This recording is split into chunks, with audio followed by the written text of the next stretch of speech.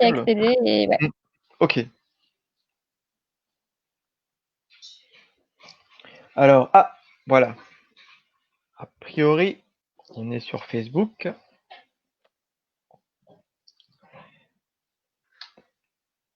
Donc, voilà. Bonjour, bonjour. Bonjour. Ah, il y a quelqu'un. Ah, mais c'est toi, Aurélie, ça compte pas. Non, non, je suis pas encore dessus, moi.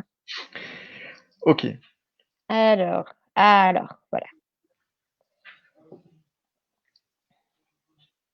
Tu es dessus?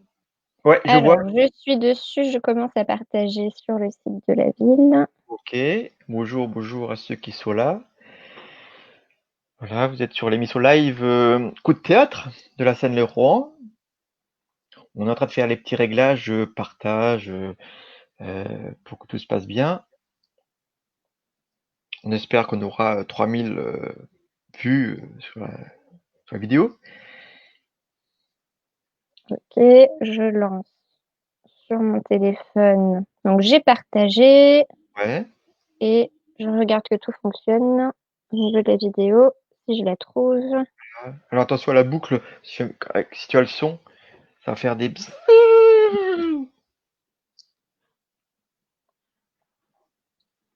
Et puis, débit maintenant. Ah, alors, Ouais, on est un mutig, comme disait Laurent. c'est ça. Donc, je suis sur la vidéo, ça fonctionne. Super. Bonjour, bonjour à tous. Je vois qu'il y a du monde qui se connecte. Alors on est en train juste de faire les derniers petits réglages. Voilà, bonjour, n'hésitez pas à poster des commentaires. Bonjour Nathalie. Nathalie, ça me fait toujours penser à Nathalie Chaibel. Et ben exactement, c'est elle. Ah d'accord. Bonjour Nathalie. C'est ta maman, ta sœur? Exactement. Bonjour la maman d'Aurélie. Bonjour Martine. Martine.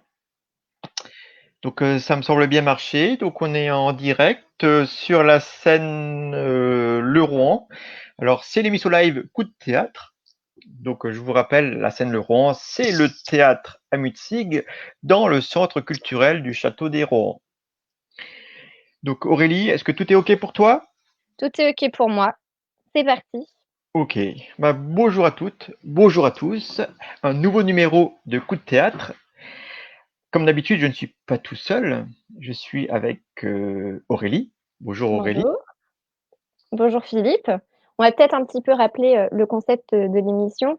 Mhm. Donc, on se retrouve, comme l'a dit Philippe, pour le troisième numéro, pour vous parler un petit peu des actualités de la scène. Premier numéro, c'était il y a 2 semaines. On vous a présenté la salle de spectacle et nous, étant donné qu'on vous accueille là-bas. Et la semaine dernière, on vous a également retrouvé pour un numéro spécial invité avec Laurent Arnoux. Donc, il a pu être présent pour se présenter, répondre à nos questions. Et voilà, c'est un très beau moment. Donc, aujourd'hui, troisième numéro.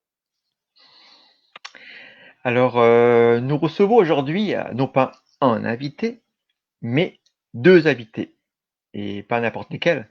Alors, ils sont comédiens, musiciens, marionnettistes, clowns, metteurs en scène. Ils sont également escrimeurs, danseurs, pantomimes, également intervenants en théâtre. Et ils ont été tous les deux formés à la Commedia dell'arte. Alors, une des caractéristiques de la compagnie Les Pilouchas, c'est de mutualiser toutes les techniques, les disciplines que je viens de citer, dans des créations originales plutôt destinées au jeune public, mais qui parlent à tout le monde. Et ils sont là aujourd'hui. Alors, abracadabra. Bonjour. Alors, bonjour, bonjour. Ça vient, ça vient, ça vient. Abracadabra, Et abracadabra. Boum, boum. Bonjour. Bonjour Pierre, bonjour Lauriane. Et bonjour Frimousse et bonjour Marcellus. Ils sont là. On est ravis de vous retrouver, de vous trouver en tout cas pour ce troisième numéro. Il y a beaucoup de choses à dire sur vous. Vous êtes un peu les hommes à tout faire. Alors, homme avec un grand H, hein, je précise, pour Lauriane. c'est comme incroyable le nombre de compétences que vous avez. On en parlera tout à l'heure. Mais en tout cas, sachez que je suis bluffé. Donc, on va passer tout de suite au programme de l'émission, du coup. Donc, pour commencer, comme chaque semaine, on va parler de la citation du jour. On parlera ensuite des actualités de la salle. Donc, qu'y a-t-il de neuf au niveau de la scène Neuroan? On continuera avec le dossier du jour en interviewant nos invités. Et on finira avec les questions des internautes auxquelles on pourra répondre. Et on va donc commencer, comme à chaque fois, par la citation du jour. Alors, ma citation du jour est une citation de Peter Brook, qui est un metteur en scène, acteur, réalisateur et écrivain britannique, qui a 95 ans. Et donc la citation, comme vous la voyez, c'est: une pièce de théâtre a le pouvoir de capter toutes les nombreuses sortes d'êtres humains qui composent un public, et elles peuvent les rassembler dans une seule et unique expérience. Alors, Oui. cette citation, je l'aime beaucoup parce que tout simplement, elle résume tout. Quand il y a un spectacle qui se forme à la scène Le Rohan, par exemple, il y a des personnes de villes totalement différentes, de milieux professionnels et de milieux sociaux totalement différents aussi, qui en fait se seront peut-être jamais rencontrés à n'importe quel autre moment. Et l'amour du théâtre les a réunis justement dans cette salle. Et c'est ça que je trouve beau, c'est que autant de personnes qui, dans la vie, ne seraient peut-être pas vues ou ne se seraient tout simplement pas parlé, ont trouvé un point commun, quelque chose qu'ils aiment pour pouvoir être ensemble, rien que le temps d'une soirée, voire plus. Voilà.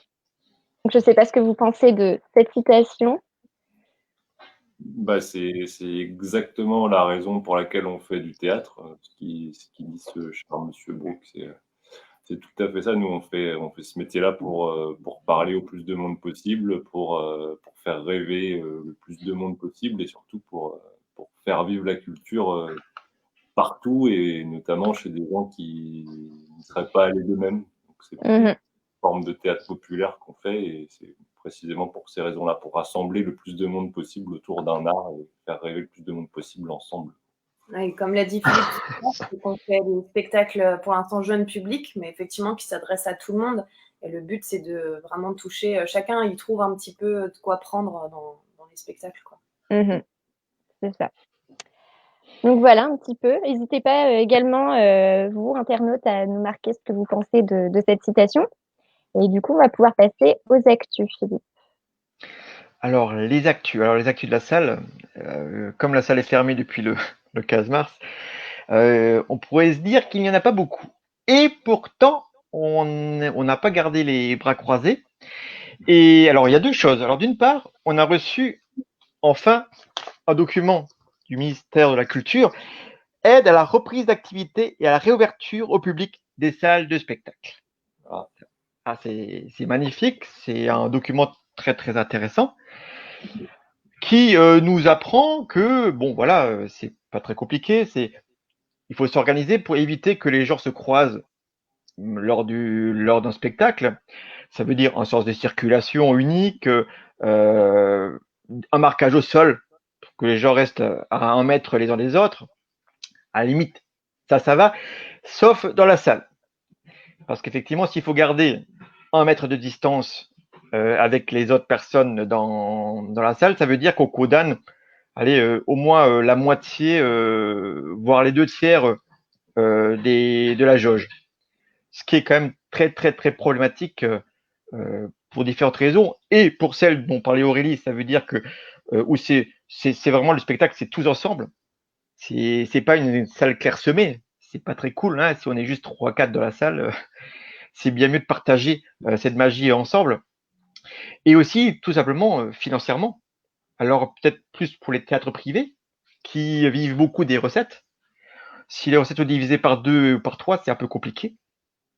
Pour rémunérer les artistes, hein, comme pour vous, hein, je trouve ça très très compliqué. Alors, la bonne nouvelle, c'est que ce protocole sera revu début septembre. donc dans 3 mois. Et il y a de fortes chances quand même que ça s'améliore et qu'on puisse accueillir plus de monde. Sinon, ça va quand même être très très compliqué à mon sens, quoi. Qu'est-ce que vous en pensez, Pierre, Lauriane? Ouais, moi, là, ce qui me fait très peur, c'est que tu viens de dire en septembre. Donc, déjà, ça veut dire qu'il reste 3 mois encore pour ça. Et effectivement, nous, clairement, pour l'instant, on ne fait pas du théâtre, oui. Alors, ce serait très bien qu'il y ait 20 personnes, 30 personnes. Mais le problème, c'est que, comme tu l'as dit, il y a quand même un souci financier, même si ce n'est pas, on va dire, la priorité du fait qu'on fasse ce métier pour ça. Mais ça reste quand même important. Et dans ce cas-là, nous, je ne vois pas comment, même en étant que 3 sur scène, parce que dans nos spectacles, on est 3, je ne vois pas comment déjà on va pouvoir jouer ou avoir des commandes pour ce spectacle. Et après, toi, tu voulais peut-être parler de la solution que...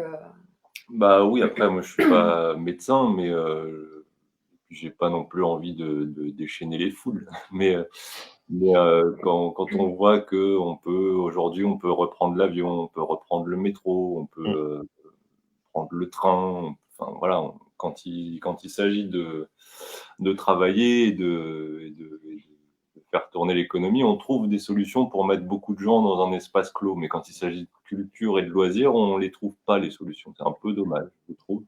En sachant que si on met 50 personnes dans une rame de métro avec un masque, je vois pas pourquoi on pourrait pas mettre 50 personnes dans un théâtre avec un masque. Voilà. La question qu'on se pose en ce moment, c'est celle-là. Pourquoi on rouvre pas les théâtres alors que tout le reste réouvre et que un théâtre n'est pas plus dangereux qu'un métro, je pense. C'est vrai. Alors après, c'est vraiment arrivé.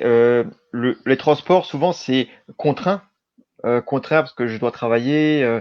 Et c'est vrai que comme le loisir, le théâtre, c'est sur le volontariat, il y a cette confiance aussi à regagner. Oui. Parce il y a tellement d'informations anxiogènes actuellement. Ça aussi, il va falloir passer outre. Pas forcément évident. C'est pour ça que je pense que ça va se faire si maintenant l'épidémie, qui pour l'instant est en train de décroître, hein, effectivement, hein, en fait, tous les indicatifs sont quand même au vert dans les pays, Italie, Espagne, on parle tous de réouverture totale des frontières et de tout. D'ici quelques semaines, 1 mois, 2 mois, je pense que ça ira beaucoup mieux et les gens auront peut-être plus envie d'aller au théâtre que maintenant tout de suite. Oui, c'est vrai qu'il y a une histoire d'envie de sortir aussi, c'est évident, hein. Je pense que les gens qui ont peur, qui sont restés confinés, qui continuent à télétravailler, ils ont peut-être pas envie d'aller au théâtre tout de suite. Ça, c'est évident. Oui, alors du coup, il faut quand même compter sur ces gens-là aussi. Mais je suis assez confiant. Je l'étais pas il y a une semaine, mais quand on verra la carte du gouvernement, ça doit être lundi prochain, lundi soir prochain ou mardi prochain, vous verrez, on sera tous en vert pour, pour qu'on puisse ouvrir de nouveau les restaurants. Ouais, bien sûr. Enfin, c'est un pari, on verra. En tout cas, je suis d'accord sur cette question-là de priorité. La culture, c'est jamais vraiment. Enfin, si, tout le monde en parle, tous les élus en parlent, mais c'est jamais la priorité. Ouais. On a un commentaire justement qui dit entièrement d'accord, la culture et les loisirs sont laissés de côté. Ah ben, Voilà. voilà, c'est partagé. Et pourtant, on voit bien qu'il y a beaucoup de gens qui sont en manque de théâtre, de culture, de sorties quand même. Donc après, effectivement, on va essayer de trouver des solutions pour rendre accessible du théâtre à ces gens-là, à tout le monde même, mais c'est pas si simple, quoi, parce que pour l'instant, on a un peu l'impression d'avoir des bâtons dans les roues, quoi, plus qu'autre chose. Mais Oui, bon, c'est vrai. Ouais. Alors, c'est vrai. Alors, moi, c'est vrai pour tout dire, moi, je sors plus. Il n'y a plus de spectacle. Moi, je sors plus. Je reste confiné. Ouais. Enfin, disons que on voit que les réseaux de sortir sont restreintes. Et c'est vrai que cette peur toujours de contaminer, cette culpabilité, hein, cette responsabilité qu'on porte tous, enfin, qu'on nous met sur le dos, c'est quand même, voilà, ça freine. Enfin, moi, je trouve que ça me freine pour revivre un aspect plus social de ma vie, quoi. Ouais. Ah, c'est triste. Passons à quelque chose de plus joyeux. Alors, deuxième actu. Alors, mine de rien, on a quand même travaillé sur la prochaine saison et on a un petit aperçu du visuel. J'ai essayé de faire ça. Hop. Donc, avec ce sous-titre Renaissance, je trouvais ça très, très, très beau. Et cette œuvre qui s'ouvre, je trouvais ça plutôt chouette. Et vraiment, on a beaucoup confiance de pouvoir faire notre soirée d'ouverture le samedi 19 septembre 2020. C'est quelque chose qui nous tient beaucoup à cœur, malgré les incertitudes, mais il faut retrouver la confiance et de l'espoir. Alors, j'avoue qu'on travaille sur les deux scénarios. Le scénario du pire, celui avec le protocole du gouvernement, et le protocole où ça ira beaucoup mieux et on sera tous heureux de se retrouver dans une salle et pas forcément derrière un masque, à sourire derrière un masque, mais à se voir tous, que les artistes voient le sourire des gens et qu'on puisse vraiment partager sans avoir cette peur derrière nous. Enfin voilà, c'était l'actu positive. Ok pour l'actu. Ok, c'est bon? Ouais, tu voulais pas en rajouter. Ok. Si, ok, j'en rajoute. Oui. Alors, 3 nouveautés pour la saison prochaine. 3 nouveautés quand même, trois éléments sur lesquels on va mettre l'accent. J'espère que ça conviendra au plus grand nombre. D'une part, on va mettre en avant le théâtre d'improvisation. On n'en avait pas beaucoup, même si, dans le fond, Frimousse, je pense qu'il y a une part d'improvisation dedans. Mais c'est vrai que sinon, on n'a pas vraiment l'impro, c'est pas quelque chose qu'on a vraiment amené par des ateliers, là, on s'est un petit peu associé à une association locale et on s'est dit, mais ouais, quand même, on va essayer de mettre ça en avant par des spectacles, des formats un peu différents. Et ça, c'est voilà, c'est vraiment une des nouveautés. Surtout que le théâtre d'impro s'adresse beaucoup à des jeunes adultes. C'est aussi un public qu'on a envie d'amener dans la salle. Deuxième point, c'est on va avoir un festival d'humour. Et on va essayer d'amener aussi des genres qu'on n'a pas forcément amenés. Alors on va avoir un one-man show, on n'en a pas pour l'instant. On va avoir un spectacle de pantomime complet, muet. Ça plairait bien au Piloucha. Hein. C'est vrai que c'est quelque chose qui est assez, je pense, qui est assez magique, mais on a du mal. Ça va être un peu dur de convaincre cette population un peu éloignée, parce que c'est déjà le théâtre lui-même, quand ça parle, c'est pas forcément évident. Alors, le pantomime, à voir. Mais en tout cas, c'est l'idée d'essayer de nouvelles formes et une comédie suisse. Alors, c'est particulier, c'est suisse. Donc, c'est un festival de théâtre avec un prix plus intéressant si vous prenez les 3 spectacles, mais c'était vraiment une envie de faire quelque chose d'un peu plus festif au cours de la saison. Et la dernière chose qui plairait aussi beaucoup aux Pilouchins, j'aime bien, je renvoie à vous parce que vous avez une philosophie qui me plaît beaucoup, c'est le théâtre chez l'habitant. C'est de se dire, bah oui, on intègre le spectacle, c'est chouette, mais il y a des gens qui ne viendront jamais. Voilà, on le sait parce que leurs parents ne les ont jamais emmenés, ils ne sont jamais venus d'une salle, le temple de la culture, le côté sacré. Et donc, pourquoi les en priver ou pourquoi essayer à tout prix de les ramener de force dans la salle si vraiment ils s'y sentent pas à l'aise? Donc, l'idée, ça serait vers un public un peu défavorisé, c'est de se dire, eh ben, on va venir chez eux. Voilà. On va amener. Alors, ça leur coûtera rien du tout. Ils reviendront peut-être jamais dans la salle, mais c'est pas grave. Au moins, ils verront du spectacle. Donc ça, c'est vraiment quelque chose de nouveau et qui me plaît vraiment beaucoup. Vous savez, la fascination que j'ai pour Jean Vilar. Et c'est vrai que c'est quelque chose qui est nouveau, que peu font en fait. Hein. Et d'ailleurs, vous l'avez déjà fait, vous êtes déjà allé chez l'habitant pour faire des spectacles? Eh ben, pendant le confinement, on a fait une représentation pour les voisins au balcon. On a représenté 20 minutes de spectacle de Frimousse pour tous nos voisins qui étaient chacun sur leur balcon. Tout le monde a respecté les distances, chacun est resté chez soi, mais on leur a quand même offert 20 minutes de spectacle parce que parce que déjà, on avait envie de jouer, ça faisait longtemps.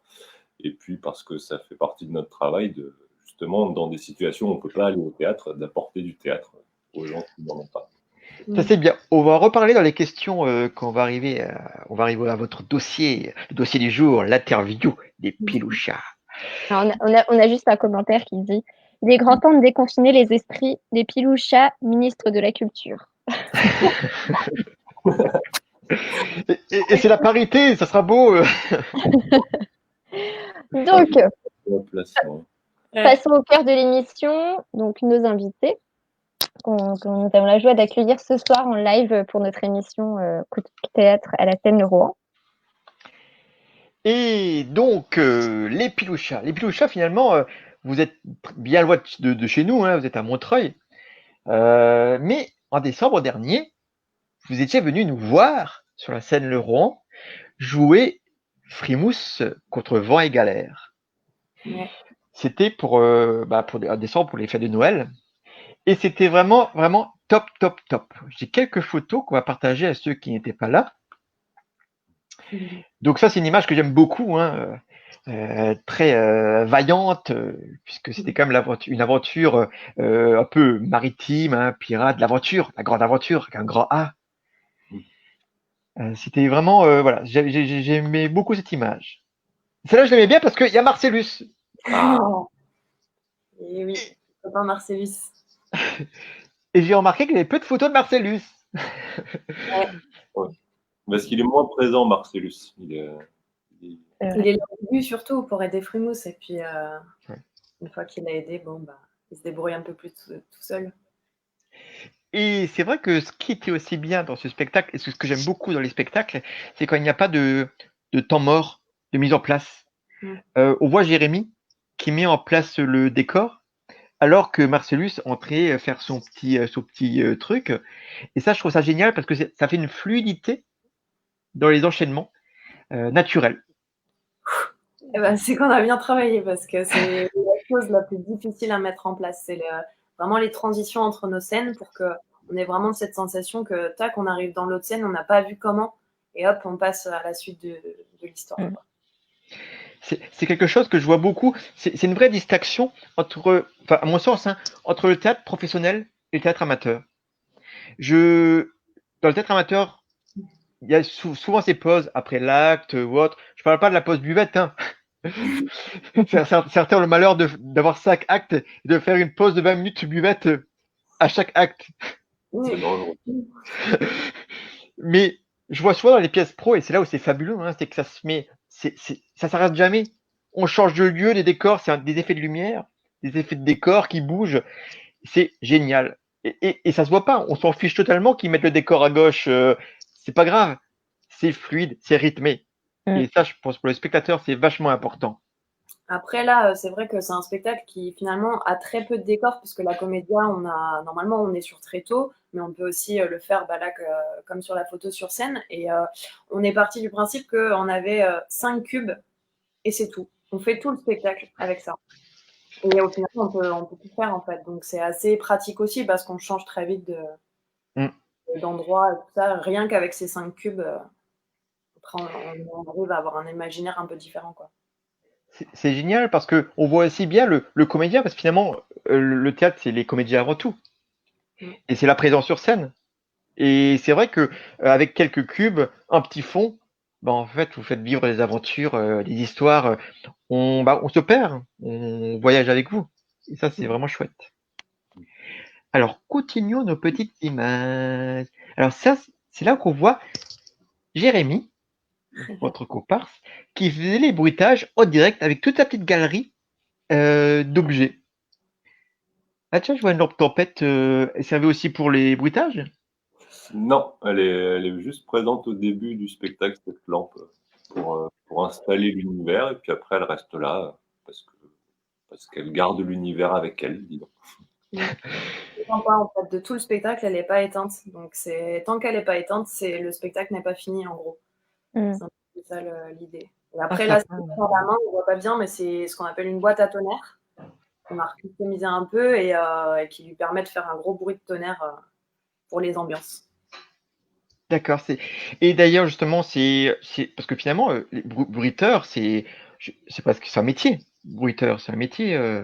C'est super difficile, hein. Ça a l'air tellement simple quand les gens viennent avec leurs petits trucs, mais c'est quelque chose que vous avez appris vous, ou c'est Jérémy qui lui-même était qualifié quand il est venu? Non, alors c'était une envie, parce que j'avoue que voilà, j'avais travaillé sur d'autres spectacles qui utilisaient cette forme-là, et ça m'avait énormément plu. Et j'avais vraiment envie, moi pour le coup, d'ajouter de la musique, étant musicienne moi-même, et d'ajouter vraiment des petits effets. Du coup, on en a discuté, et à la base, on travaillait pas avec Jérémy, mais avec une fille qui s'appelait Charlotte. Oui. Et Charlotte a ramené aussi plein d'instruments parce qu'elle travaillait dans l'éveil musical. Et dans l'éveil musical, on se sert beaucoup de ces tout petits instruments, des hapos notamment, qui sont des instruments, enfin, qui ne sont pas des instruments d'ailleurs, qui servent normalement à la base à la chasse. On fait le même cri d'un oiseau ou de n'importe quel animal pour l'appeler. Ce qui fait que ça servait à la chasse. Mais nous, on n'aime pas ça, donc on a détourné l'utilité de ce petit instrument pour en faire justement des bruitages tout au long du spectacle. Et c'est elle vraiment qui a dit, là, je vois bien ça, je vois bien ça. Après, on a aussi des petites idées du style le tambour d'eau. C'est 2 calebasses avec de l'eau dedans. On retourne une des calebasses dessus et puis on peut taper dessus. Du coup, ça fait un tambour. Après, on a une paille où ça fait des bulles et du coup, ça fait une potion qui est en train de bouillir. On a aussi un bain de lait qui se remplit. Du coup, c'est l'eau qui va se remplir. Enfin, voilà. Et ça, c'est venu au fur et à mesure de la création. Ah, c'est vraiment, vous avez en fait cherché les sons que vous vouliez faire et le moyen pour les produire. Exactement. Ah ouais, fameux. Enfin, bravo. Ensuite, on continue. Ah, ça, c'est. Là, vous voyez, alors pour ceux qui regardent, qui sont là devant leur écran, hein, on voit Frimousse qui est à cheval sur les sièges de la salle. Et moi, j'adore ça. C'est ce qu'on appelle justement casser le quatrième mur. Hein. C'est où il y a le comédien qui va vraiment chez les gens. Et ça avait bien beaucoup plu. Hein, on le voit sur l'image, les enfants. Tu le fais tout le temps, Lauriane? Mais alors, c'est un peu le moment que j'adore parce qu'il y a 2 moments où je le fais. Il y a le moment où je vais chercher une moustache de castor. Et du coup, je vais voir vraiment les gens, que ce soit des enfants ou des adultes, pour leur demander leur moustache. Donc, je m'amuse même des fois à tirer, pas trop fort, mais sur leur moustache, ou je viens les embêter. Et puis, la deuxième fois, c'est quand je viens chercher une plume de paon. Et là, pour le coup, je cherche un paon. Donc, tous les paons s'appellent Léon, il faut le savoir. Leur cri, en fait, ils font Léon, Léon. Et du coup, pareil, je m'amuse à. Et en fait, ça, c'est même venu après. C'est-à-dire, je m'amuse à dire aux gens, appelez-le avec moi. Et ça, en fait, c'est que de l'impro. C'est-à-dire, je peux le faire ou ne pas le faire. Ces 2 moments-là, ça me permet vraiment de me connecter au public et de sentir un peu ce dont ils ont envie, où est-ce que je peux aller. Notamment, une fois, il y avait un enfant où je devais retourner sur scène. Et en fait, je lui avais demandé de m'aider à passer justement ses fauteuils. Et donc, il me tenait la main. Et donc là, je lui dis bon, tu me lâches pas, hein, tu me lâches pas, tu me lâches pas. Sauf que à la fin, il faut bien que je parte. Donc c'était me lâche pas, mais lâche-moi. Le petit jeu, le gamin comprenait plus trop où est-ce qu'il était. Mais c'est des petits trucs comme ça que moi j'adore faire, puisque c'est vraiment sur l'instant. Et on peut jouer avec tout ce que les gens nous disent. Là, quand on a fait le spectacle au balcon, il y a une des voisines qui m'a lancé une fausse moustache. Du coup, j'ai joué avec. Il y a une manière d'impliquer le public dans l'histoire. En fait. Ouais. Même bien le faire. Si tu veux casser le quatrième mur, c'est ça. C'est vraiment aller chercher le public ou la personne qui est un peu en train de s'endormir ou pas, hein, qui est dans son coin et qui peut-être pense à autre chose, paf, la reconcerner, la faire rester dans l'histoire. Tu auras une histoire de rythme, attention d'aller chercher le public. Ouais, c'est de les rattraper. Si des fois ils ont la mauvaise idée de s'évader, faire leur sieste. Et tu avais répété ce passage sur les sièges parce que si les sièges sont fragiles dans les salles. Souvent, je vérifie quand même, je regarde comment sont faits les sièges et je sais à peu près le parcours que je vais faire. Je me le dis à l'avance. Mais ça m'est arrivé notamment la même fois où j'avais ce petit enfant à la main, où eux, en fait, tous les enfants, ils avaient, c'était dans un amphithéâtre, et donc ils avaient des tables au-dessus d'eux. C'est-à-dire, ils étaient posés, il y avait la table vraiment devant, et chaque rangée avait une petite table. Donc là, ce que j'ai fait, c'est que j'ai glissé comme un phoque ou un je ne sais pas quoi sur les tables en mode je prenais les tables et je glissais comme ça pour aller chercher tous les enfants. Donc en fait, je m'adapte, on s'adapte au lieu de toutes les manières que ce soit. Après, nous, on a eu l'habitude aussi de jouer en extérieur. Et en extérieur, du coup, il n'y a pas ce genre de fauteuil. Et donc, on s'amuse à sauter un peu partout, à aller voir les gens qui sont justement un peu au bout pour les faire revenir voir le spectacle, parce qu'on vient de la Comédia, et la Comédia, c'était ça, on est dans la rue, et le but, c'est de garder le public le plus longtemps possible. C'est qu'ils s'intéressent et leur donner sinon, tu manges pas. Voilà, à la base, c'était ça. Sinon, il n'y a pas de truc derrière. Donc, notamment Aurillac, par exemple, c'est au chapeau, où ça marche un peu comme ça. Il faut vraiment prendre le public. Et du coup, pour ça, on va vraiment les chercher le plus loin possible et leur dire venez voir ce qui se passe ici. Et donc, ça vient un peu de ça, ce genre de scène. Et après, oui, dans un théâtre, j'essaye de faire attention. J'espère qu'il n'y a pas eu de casse. On est en train de changer les housses des fauteuils. Il y en avait un justement dans ces zones-là. On vous enverra la facture. Mais vous voulez dire qu'à Aurillac, c'est un festival donc, de théâtre de rue, j'imagine. Vous êtes payé juste par le chapeau? Juste au chapeau. Il y a pas, on est juste payé au chapeau sur Aurillac. Et comme les saltabanques à l'ancienne, sur les places des villages, c'est une prise de risque aussi parce que. C'est là où il faut garder le spectateur. Oui, c'est ça. Et l'intéressé, c'est-à-dire que forcément, il peut rester 5 minutes, et puis bon, au bout d'un moment, si justement le rythme il rebaisse, ou il va s'en aller, et c'est tout à son honneur, voilà, il a le droit, il fait sa vie.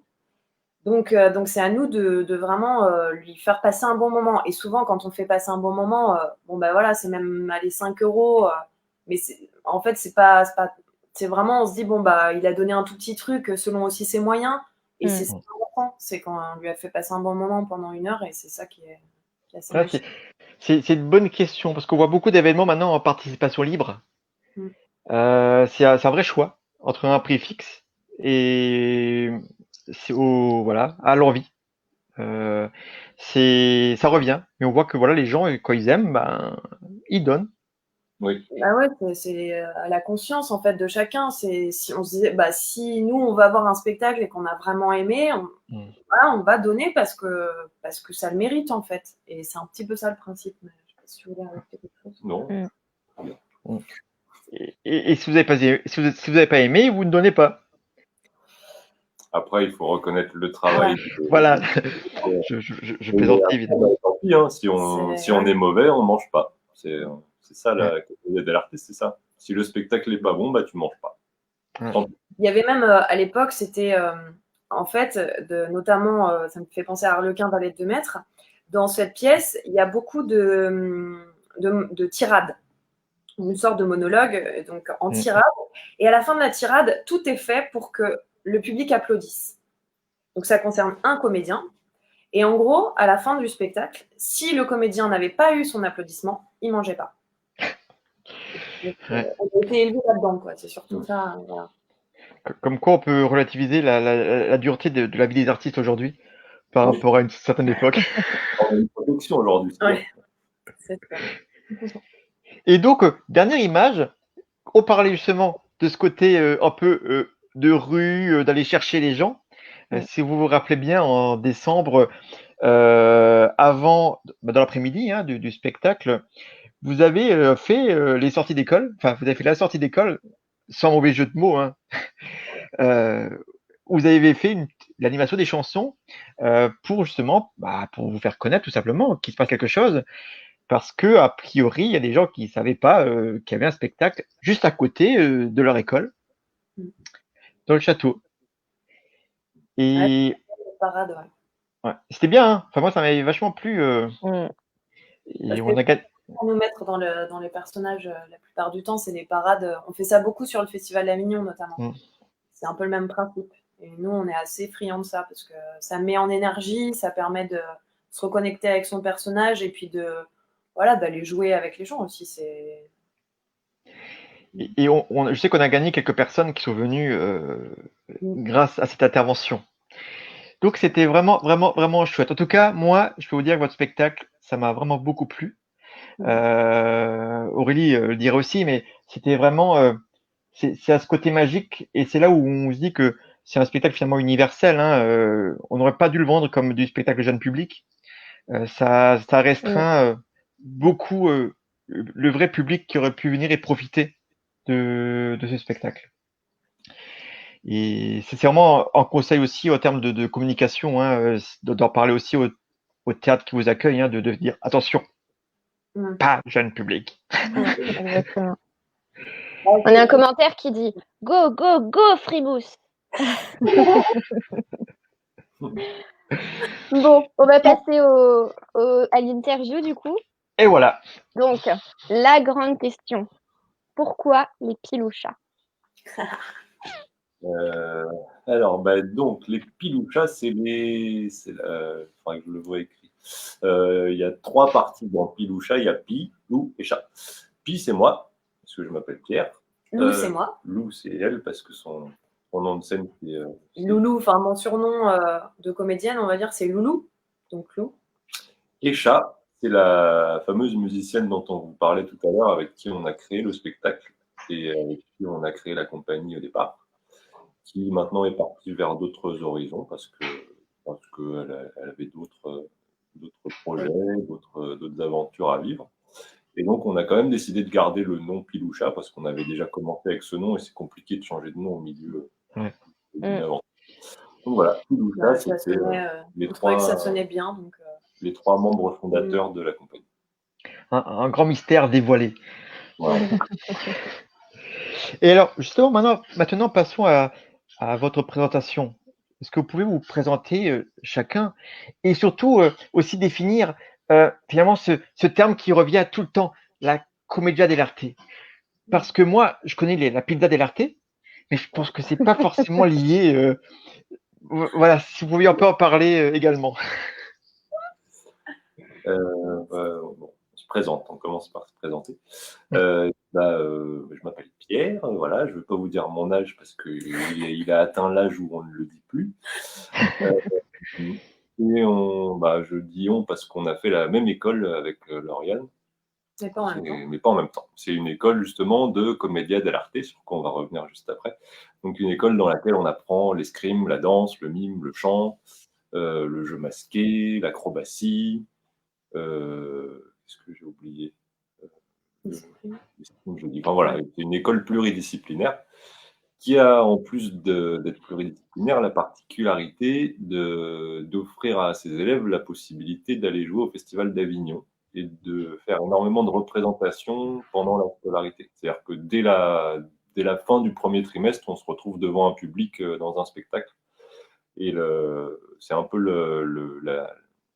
la doctrine du directeur de l'école. Lui, il dit que le public, c'est le meilleur formateur qui soit.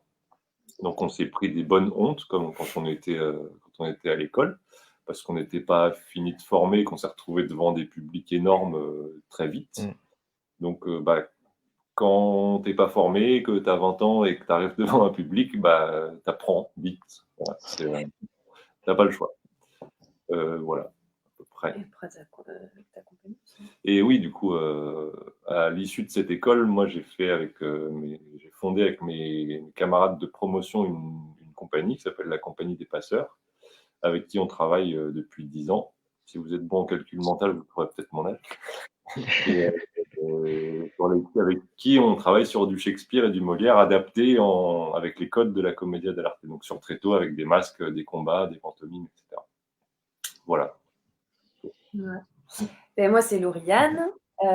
Du coup, moi, j'ai un parcours un peu mélangé. J'ai fait un petit peu une fac de cinéma et puis plusieurs écoles de théâtre. Mais donc, la fameuse école, moi, je l'ai faite il y a 8 ans et qui s'appelle d'ailleurs l'Académie internationale des arts du spectacle, l'AIDAS, qui est à Versailles, enfin à Porchefontaine maintenant.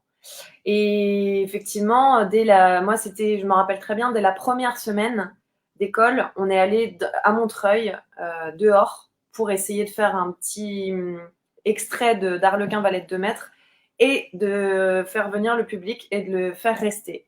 C'était l'enfer.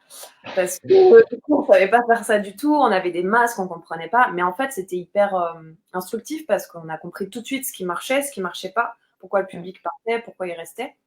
Et puis du coup, on a fait le festival d'Avignon. Et comme Pierre, moi j'ai monté aussi ma compagnie avec mes camarades de classe qui s'appelle Allegria. Et pareil, on a du Molière, du Goldoni, du Corneille, du Shakespeare et notamment La Mégère apprivoisée.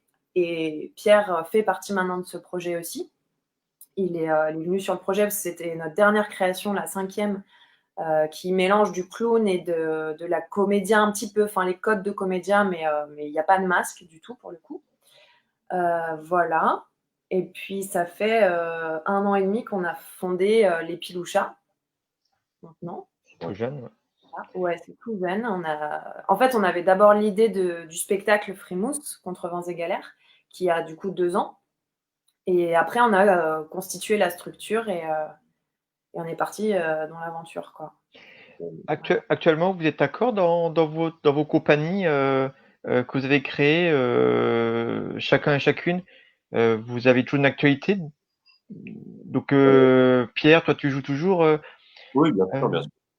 Là, donc on a créé 2 pièces de Shakespeare, La Nuit des Rois, Les 2 gentilshommes de Vérone, une pièce de Molière qui s'appelle Georges Dandin et une pièce de Feydeau qui s'appelle Mais ne te promène donc pas toute nue. Et ensuite, on a créé un canevas pure commedia dell'arte qui a été écrit par des membres de la compagnie, donc ça s'appelle Frasque et Frusque, et on est en train de commencer une nouvelle création là, qui a été un peu interrompue par le confinement. On aurait dû être en résidence là maintenant, mais on est confiné, on ne peut pas répéter encore. Et c'est Mangeront-ils de Victor Hugo, qu'on a trouvé très intéressante dans l'époque dans laquelle on vit. Si vous avez l'occasion de lire cette pièce, allez-y, c'est un régal. Écrit en alexandrin, il ne faut même pas s'accrocher parce que c'est facile à lire. Donc, j'engage tout le monde à aller lire cette pièce. Il faut bien réfléchir sur la situation qu'on vit en ce moment. Bah, c'est intéressant. Et toi, Lauriane, c'est pareil, tu as aussi ton activité en parallèle. Ouais, bah alors du coup avec Allegria, nous on a Le Malade imaginaire, Le Cid de Corneille, on a un canevas mais qu'on ne joue plus et on a Arlequin Valette de Maître. Donc ceux-là, pour l'instant on n'a pas trop de dates cette année, je crois, mais on a La Mégère apprivoisée et là pour le coup on devrait jouer aux Arènes de Montmartre à Paris, si jamais on peut, les 4, 5, 6 septembre. Puis on sera à Tomblaine à côté de Nancy du 27 septembre au 4 octobre et on va jouer La Mégère apprivoisée. On jouera aussi Frimousse d'ailleurs. Et en fait, normalement, avec La Mégère, on devait faire Avignon. Donc Oui. là, c'est raté. Donc on espère l'année prochaine. On espère vraiment beaucoup l'année prochaine. Et puis là, on est pareil, on devait faire une création comme eux, mais en petite forme. C'était Le Petit Pousset, revisité aujourd'hui, quoi. Enfin, avec certainement de la marionnette, peut-être du masque, on ne sait pas encore exactement, mais parce qu'il y a 7 frères et sœurs et on serait 4, donc voilà. Ouais. Et du coup, on devait commencer lecture et un peu de créa en avril, donc tout ça s'est annulé, mais peut-être qu'on pourra faire des choses en août, à voir, et puis sinon, ce ne sera pas avant début septembre, de toute manière. Donc il y avait ça, et puis avec d'autres compagnies aussi, j'avais d'autres spectacles qui pour l'instant ont été repoussés à plus tard. Alors justement, le fait d'être dans plein de compagnies différentes, donc sur plein de projets différents, est-ce que finalement c'est bien, ou est-ce que finalement se dire tiens, on met tout sous une même enveloppe, où chaque finalement compagnie a sa propre spécificité, son propre domaine, son propre registre. Oui, dans un certain sens, chaque compagnie a un petit peu son identité parce qu'elle a son histoire et que du coup, elle a tous ses spectacles très différents, mais qui sont imbriqués un peu, que ce soit Allegria et Les Passeurs, on n'a pas exactement la même touche, même si ça se rejoint parce qu'on vient de la même école et que. Mais après, disons que c'est aussi une ouverture d'esprit d'aller voir ce qui se fait ailleurs. C'est-à-dire qu'en tant que comédien, on ne peut pas se satisfaire de… Voilà, on connaît la comédia, on sait comment elle fonctionne, on a encore 1000 choses à apprendre, bien sûr, mais à un moment donné, ça fait du bien d'aller voir un petit peu de théâtre contemporain, d'aller voir par exemple, moi j'ai un spectacle, c'est très dansé, très, très corporel, et c'est un monologue avec de la musique. Du coup, c'est complètement différent. Et ça fait du bien parce notre métier, il faut sans cesse se renouveler et se ravitailler comment tu dis ça à chaque fois en matière, ouais. Il faut se nourrir de plein de choses. C'est ça. Et puis en plus, on bosse beaucoup déjà tous les deux. Du coup, ça fait du bien aussi de sortir un petit peu de ce dont on a l'habitude, quoi. Ouais, de sa zone de confort. Et alors, du coup, justement, vous avez beaucoup de choses, vous faites beaucoup de choses. Qu'est-ce qui vous fait le plus vibrer dans votre métier? Alors, attends, parce qu'on n'a pas encore eu, Aurélie, la comédia La comédia. On veut savoir quand même. On va vous expliquer ça rapidement. Alors, la commedia dell'arte, ça vient au départ, c'est une tradition qui vient du carnaval. Donc, le carnaval, c'est le moment où on inverse les valeurs, comme on peut voir dans Notre-Dame de Paris avec la fête des fous, par exemple. Donc, c'est le moment où les plus bas de l'échelle sociale se retrouvaient tout en haut et vice-versa. Et donc, c'est un moment où on a commencé à se moquer les uns des autres, les différentes catégories sociales. Donc, de ça est né le début de la commedia dell'arte, c'est-à-dire qu'on mettait des masques pour représenter toutes les catégories sociales et pouvoir se moquer librement de toutes les catégories sociales sans se moquer directement de quelqu'un et risquer de se prendre des coups de bâton. Voilà, et donc c'est aussi un truc qui est important dans la comédia, c'est que ça a été les premiers comédiens professionnels en Europe qui ont fait de la commedia dell'arte. L'âge d'or de la commedia dell'arte, c'était la naissance des comédiens professionnels. Donc c'est aussi de là que vient ce côté pluridisciplinaire. Ils savaient danser, ils savaient chanter, ils savaient jouer, ils savaient se battre à l'épée, etc., etc. Et donc ça a donné naissance à des comédiens professionnels. Voilà. Et pour la petite histoire boucle que j'aime bien aussi, c'est qu'au départ, on a vu, il y a les dates, je ne me rappelle jamais, mais c'était des gens qui venaient donc sur une petite planche de bois pour un peu les crieurs, c'est-à-dire dénoncer, il y a eu telle chose, dénoncer l'État ou dénoncer un riche marchand ou je ne sais pas quoi. Et donc, c'était des crieurs publics. On leur a dit, non, maintenant, vous n'avez plus le droit de parler.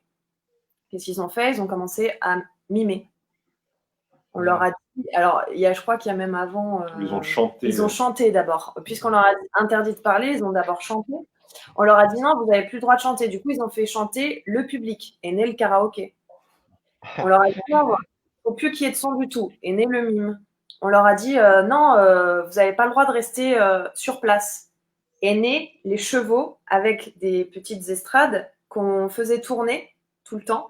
Et du coup, ils sautaient avec des trampolines de l'estrade par terre, quoi, en gros. Ils sautaient et là a commencé à naître l'acrobatie.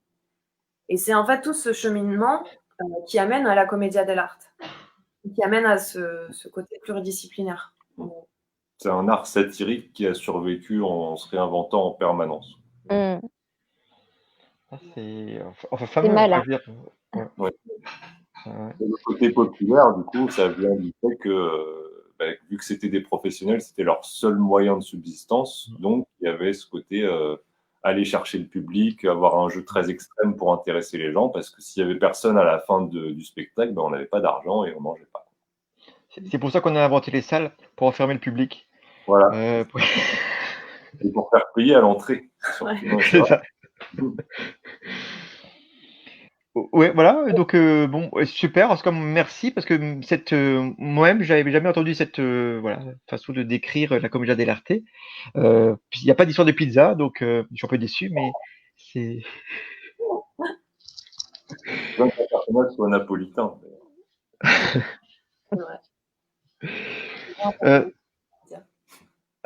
Alors, s'il y a des questions, des commentaires, n'hésitez pas sur Facebook. J'ai une question qui sort un petit peu du lot. C'est une question de Rosa, 4 ans, qui demande comment va le castor. J'oublie. La sieste, là, mais je vais aller le réveiller. Pour l'instant, il dort. Ouais. Mais il va bien. Non, il est pas là du tout. Il est dans sa maison. Bon. Bah, il Non, est pas là. il est rentré à la rivière, là. Mais il va bien. Ah, Il va bien. Il n'a pas été on dit ça, maltraité. Tout va bien. C'est petit Polype, d'ailleurs, on l'appelle Polype. Voilà, petite oui, anecdote. Voilà. ok. Et donc Aurélie, tu avais une question, je t'ai Oui, coupé moi, ma avant. question qui était, qu'est-ce qui vous fait vibrer du coup dans ce métier? Hmm. Vas-y, Comment vas-y, je j'y t'en vais. prie. Alors, pour le coup, moi, c'est déjà la liberté de pouvoir s'exprimer. Enfin oui, la liberté, en gros, la liberté de pouvoir s'exprimer, la liberté aussi de ne pas avoir de quotidien, c'est-à-dire qu'on n'a jamais un jour qui se ressemble, même si en ce moment ça commence à être un petit peu le cas, et j'aime pas ça. Et puis surtout, moi, ce qui me tient à cœur et ce qui me fait continuer vraiment ce métier, pour moi, c'est le public, dans le sens où ce que j'aime, c'est qu'on a fait oublier au public pendant 1 heure et demie son quotidien, sa vie, même s'il n'était pas là forcément pour l'oublier, mais je veux dire, on l'a sorti un petit peu de sa vie normale, on va dire, et on l'a emmené dans un imaginaire, dans un autre espace-temps. Et ça, pour moi, c'est hyper fort. On a, c'est quelque chose, on fait souvent des aides d'honneur à la fin du spectacle. C'est-à-dire qu'on se met à la fin du spectacle vraiment en ligne, ou alors même en hors plateau, et on a un échange avec le public. Et pour moi, c'est vraiment ça qui me tient, voilà, qui me fait vibrer énormément, quoi. C'est ce côté-là. Et puis après, il y a forcément aussi le fait de jouer des personnages, plein de personnages. Moi, j'adore ça. Dans Frimousse, à un moment donné, je suis un pirate, Isabella, Frimousse, enfin, ces changements de costume rapides, et du coup, ça te met dans une adrénaline, un truc hyper. Enfin, ouais, C'est évident. ouais, exactement. Et toi, Pierre, pareil ou... Ça rejoint plus ou moins ça, oui. Après, moi, il y a quelque chose qui me plaît, au-delà même du métier de comédien, c'est le fait d'avoir créé la compagnie Piloucha. C'est-à-dire que jusqu'à présent, on a toujours dépendu, oui, ça dit. On est toujours dépendant des décisions d'un groupe ou des décisions d'un metteur en scène ou d'un producteur. On dit, bon, bah, tu viens, tu vas jouer tel rôle comme ça et on va raconter ça. Et puis tu dis d'accord, tu signes parce qu'il faut payer le loyer, quoi. Et ben là, avec Piloucha, ce qui est très bien, c'est que les histoires, c'est nous qui les inventons. Donc, les personnages, ils disent ce que nous, on a envie de dire. Et on les habille comme on veut, on met les masques qu'on veut, on fait le décor qu'on veut. Et ça, c'est quand même très plaisant. C'est sûr, ouais. Il y a un tout dernier point aussi, c'est le côté, ça rejoint un petit peu la citation que tu disais tout à l'heure, Aurélie, de Peter Brook. C'est les voyages. C'est-à-dire que notre métier, ce qui est génialissime, c'est que on est souvent ce qu'on appelle en tournée. Et donc, on va, par exemple, à Mutzig, alors qu'on est à Montreuil. Et on va à Nancy, on va aussi des fois à l'étranger. On a beaucoup joué en Italie. Et ça, c'est magique parce qu'on rencontre vraiment des publics très différents. Et on fait des rencontres voilà, qui sont inoubliables. Et pour aller encore plus loin, est-ce que vous aviez dans votre métier un aboutissement, un rêve que vous voulez atteindre, quelque chose qui vous dites quand j'atteins ça, j'aurai atteint le nirvana. On en a un qu'on espère atteindre d'ici. Dans 6-7 ans maximum. Ouais, max. Grand maximum. Max. Ce serait de créer notre propre théâtre. En fait, notre grand rêve, c'est d'avoir. Là, on a la structure, on a l'association Piloucha.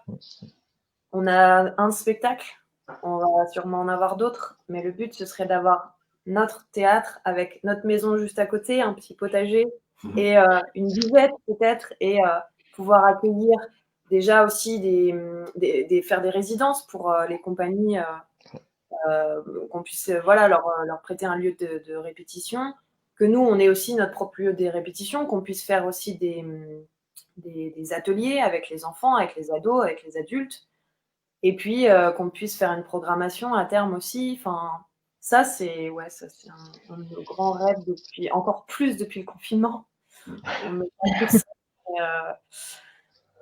Et un rêve un peu plus accessible, ce serait de pouvoir aller jouer un de nos spectacles à l'étranger. Ouais. Parce qu'on a beaucoup joué à l'étranger, mais jamais pour nous. Donc, on aimerait bien que Piloucha pour jouer à l'étranger, ce serait pas mal. Ouais, c'est vrai. C'est chouette. Vous avez déjà un ancrage en Italie, a priori. Vous avez déjà joué plusieurs fois en Italie. Donc voilà, qui sait, hein, tout est ouvert. Hein.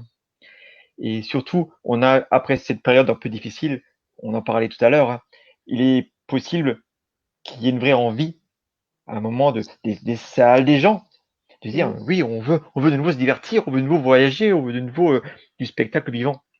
Bah, on espère, ouais. Et puis, en plus, nous, on devait être pareil en création avec Piloucha sur un duo, c'est un peu les Pilous, du coup, Oui. et, avec un metteur en scène italien.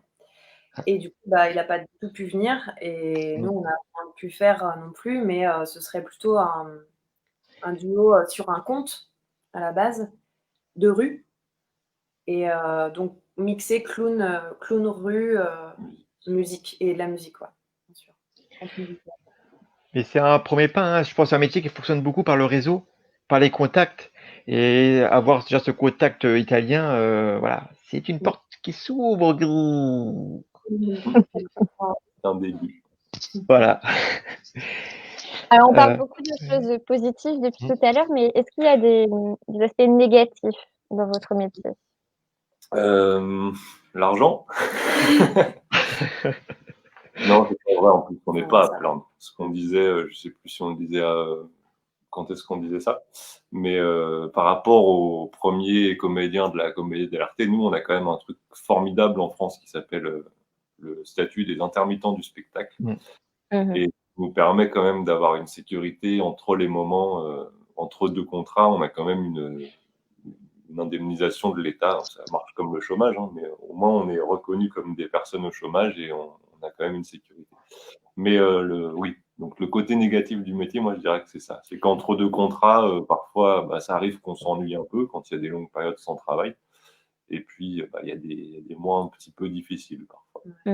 Et moi, j'ajouterais un autre point difficile, négatif, c'est que on est déjà pluridisciplinaire à l'intérieur même du spectacle. Mais comme là, on a créé notre association, on doit être aussi pluridisciplinaire dans le côté administratif et diffusion. Et c'est-à-dire que c'est extrêmement difficile de faire de la com, de la diffusion, de l'administratif, sachant qu'à la base, on est censé être comédien. En fait, on a dû apprendre tout ça. Heureusement, avec cette école qu'on a faite, on a été vite là-dedans. Et donc, il y avait un roulement aussi sur les personnes qui s'occupaient de chaque chose. On avait des rôles un peu définis. Mais moi, je sais que, par exemple, sur Piloucha, je m'occupe de la diffusion et de la communication.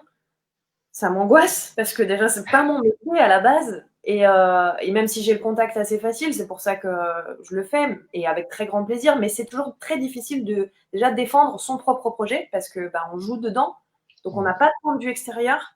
Et comment on prend quelque chose qui est à nous, qui est notre bébé en fait, c'est horrible même de dire ça. Je vends mon bébé, c'est pas c'est pas du tout. Et en fait, ça, pour moi, le côté très difficile, c'est d'avoir, comme tu disais aussi, Philippe, un réseau et d'agrandir ce réseau. Comment on fait quand on est une petite structure comme la nôtre? Comment on arrive à trouver voilà, la bonne accroche aussi? Comment sur un dossier de communication? Enfin, tout ça, c'est des choses. Nous, on n'est pas censé savoir le faire, quoi. Et Bah ouais. on apprend. Et puis, bon, il y a des choses passionnantes là-dedans aussi, hein, dans la com. Moi, je m'éclate des fois. Mais c'est vrai que c'est pas toujours facile, quoi, d'être à ce point-là pluridisciplinaire, quoi. Oui, dans ce domaine-là aussi. On va dire le domaine parfois moins marrant, mais indispensable. Administratif, communication, dossier de presse, enfin, c'est des choses que si vous ne les faites pas, personne ne le fera à votre place. C'est ça. Tout à fait. Typiquement, les déclarations de chômage partiel, là, c'était rigolo. Hein. Je me suis vraiment beaucoup amusé à faire ça. C'est chaud. Et puis après, voilà, comme tu disais, l'argent, c'est vrai que bah, là, pendant le confinement, on a une sûreté qui est géniale. C'est-à-dire qu'effectivement, c'est sûr qu'on a moins de sous que quand on travaillait, mais bon, on a quand même un petit peu, enfin, on a de quoi survivre, quoi. Ça, c'est sûr. Maintenant, bah, il y a quand même forcément des choses dans l'intermittence qui sont pas forcément très positives, sur lesquelles on se bat encore et on continuera de se battre. Mais bon, Et en plus, là, on est à Paris. Et à Paris, c'est aussi, je rejoins ce que je disais tout à l'heure, c'est que c'est hyper difficile de sortir du lot. c'est quelque chose de... On est je ne sais pas combien de compagnies. Rien qu'à Montreuil, on est, je sais pas, 50, je pense, même plus peut-être. 50 compagnies. Et donc, qu'est-ce qui va faire que, on va être appelé demain ou on va... Enfin, c'est plein de questions comme ça qui sont sans cesse dans un coin de notre tête. Et ça, c'est souvent pesant parce qu'en fait, on a l'impression de n'être jamais en vacances, jamais en pause. On ne connaît pas ce que c'est que des vraies vacances. Sauf quand on dit, voilà, aujourd'hui, on se fait une semaine, on lâche le téléphone, on lâche l'ordi, mais c'est hyper dur parce qu'on se dit, ouais, mais si on loupe un coup de téléphone, on loupe une date, donc c'est hyper frustrant et c'est dur de lâcher, en fait, d'avoir des moments de week-end. Ça, on ne connaît pas trop, quoi. C'est un vrai métier passion, hein. C'est celui qui n'a pas d'heure. Voilà. Mais bon, en tout cas, tant qu'il y a cette flamme, cette énergie qui vous caractérise, ça ira. Donc, maintenant, pendant le confinement, vous avez pu réfléchir, voir votre avenir. Quels sont vos projets proches? Vos projets à court terme, moyen terme?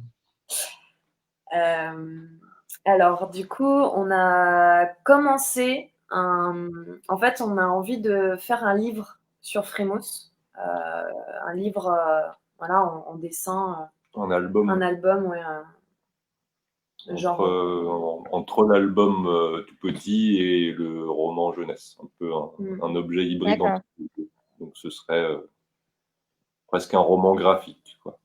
Donc associé avec une illustratrice, un illustrateur.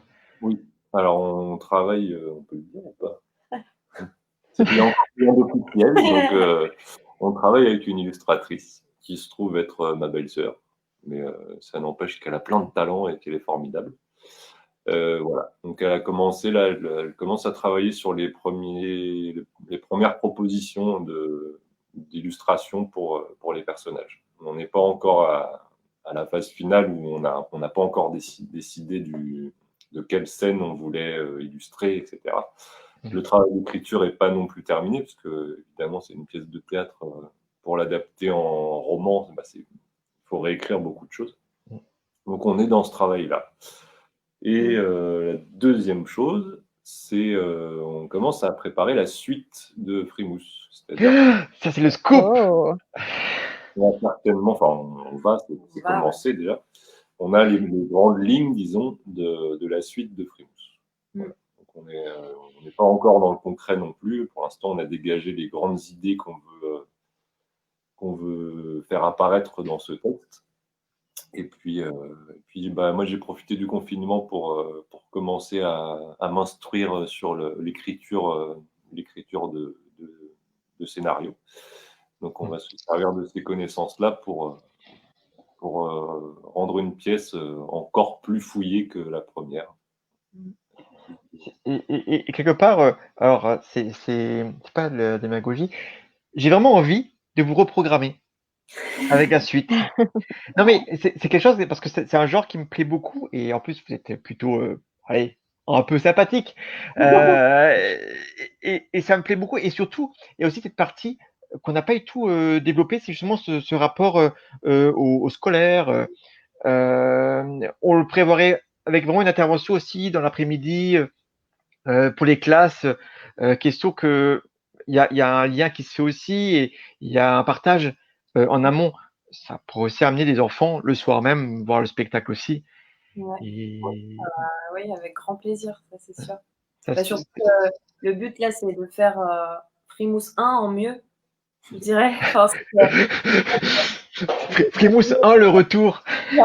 D'améliorer un peu aussi nos décors, parce qu'on n'aurait pas les mêmes certainement. Et on sait déjà qu'il y aura du combat, d'escrime. Il y aura certainement, on ne sait pas si c'est une marionnette ou je spoil pas trop, mais un oiseau, un perroquet en vrai, voilà, je l'ai dit, qui baladerait. On a surtout beaucoup de combats dedans. Ouais. Et en fait, ça va se dessiner au fur et à mesure, mais on a vraiment envie de tirer quelque chose aussi, comme dans le premier, mais encore plus, qui parle vraiment aux adultes mais qui soit forcément accessible aux enfants. C'est-à-dire qu'on dit souvent, c'est pour les enfants accessible aux adultes. Mais là, celui-là, j'aimerais bien qu'il soit pour les adultes accessible aux enfants. C'est bête, mais voilà, c'est des... Et on a une autre chose aussi, c'est que là, j'essaye de voir comment je peux faire pour faire un DVD de Frimos et Marcellus en confinement. Ah oui, oui, tout à fait. Ah oui, oui. ouais, chouette. On aimerait bien faire ça. Après, moi, le but, c'est pas qu'on se fasse de l'argent dessus, parce que de toute façon, c'était pas le but de ces vidéos. Donc, on fera certainement à prix libre à la fin d'un spectacle, ou même peut-être en envoi postal ou quelque chose comme ça. Mais c'est dans les petits papiers. C'est une manière d'apprivoiser le tigre, un peu. Ouais. Pour reprendre les propos de notre cher président.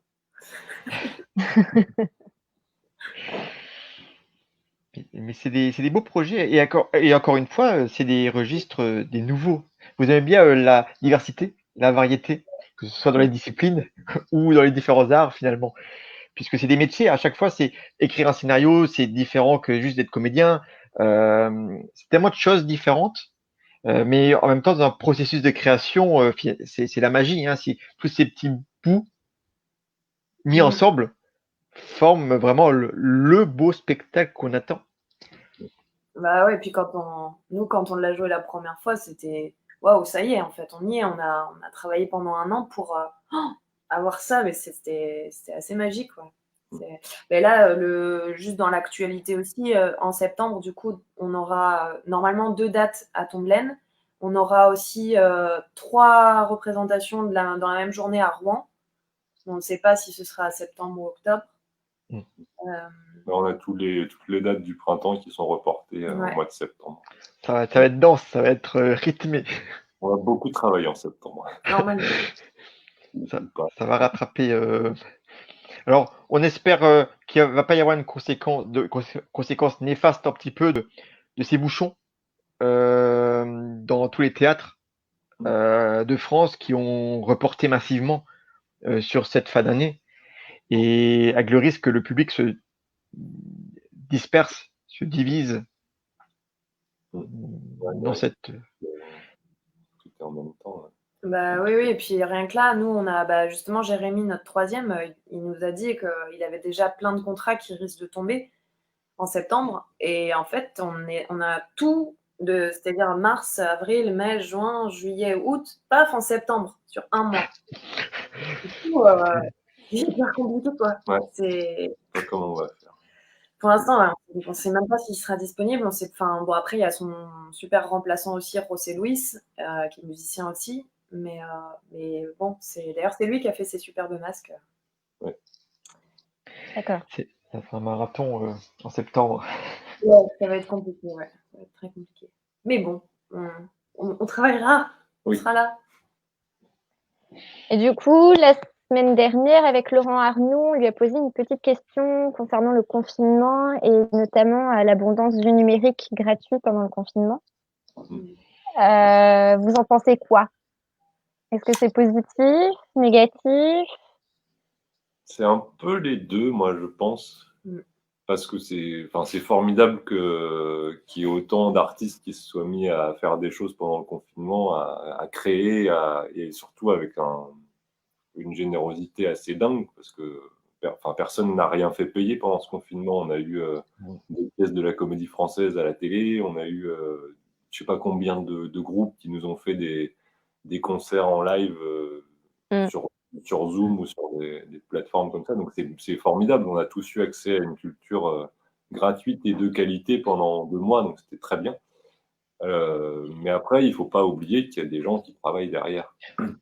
Et à mon avis, le point, peut-être, soit c'est négatif, soit c'est positif, on ne sait pas. Ce qui est positif, c'est que ça a pu apporter un peu ce qu'on disait tout à l'heure, c'est-à-dire venir chez les gens avec notre art. Ça passe par l'écran, mais on vient quand même chez les gens. Et peut-être que ça donne envie à des gens d'aller au théâtre, mais aussi peut-être que ça va habituer le public à voir des choses sans payer. C'est un peu à double tranchant. Et puis là, ce qui est bon, du coup, avec les petites vidéos que vous avez proposées pendant le confinement, c'est que vous avez trouvé la continuité avec le DVD. Et c'est bien, justement, je pense. Et puis après, moi, ce qui me fait un peu peur, c'est que malheureusement, ou heureusement, je ne sais pas, mais on a vu de tout sur les réseaux sociaux notamment, et des gens qui du coup presque vont se dire artistes, sauf que en fait, il y a quand même une formation, quelque chose à faire pour pouvoir en vivre, enfin professionnellement, je parle. Et du coup, le fait que là, il y ait plein de choses sur la toile, c'est un peu compliqué encore plus, quoi, je trouve, de se dire, sortir. ouais, de sortir un peu du lot. Et même si nous, on est professionnels, donc forcément, c'est une autre chose qu'on propose. Mais ça peut habituer les gens à se dire, oh bah c'est facile, il n'y a qu'à mettre sur YouTube avec un truc, et puis c'est tout. Et non, c'est pas ça. C'est pour ça qu'on a tenu aussi à mettre sur la dernière vidéo, le déconfinement, que c'était tant d'heures de travail aussi derrière. C'est-à-dire que il y a eu quand même énormément de brainstorming. Il y a eu pas mal d'heures de montage, de tournage aussi. Et du coup, c'est pas juste, voilà, on n'a pas juste fait des petites vidéos comme ça, quoi. Donc, c'est la limite, en fait, elle est assez compliquée à discerner, je trouve.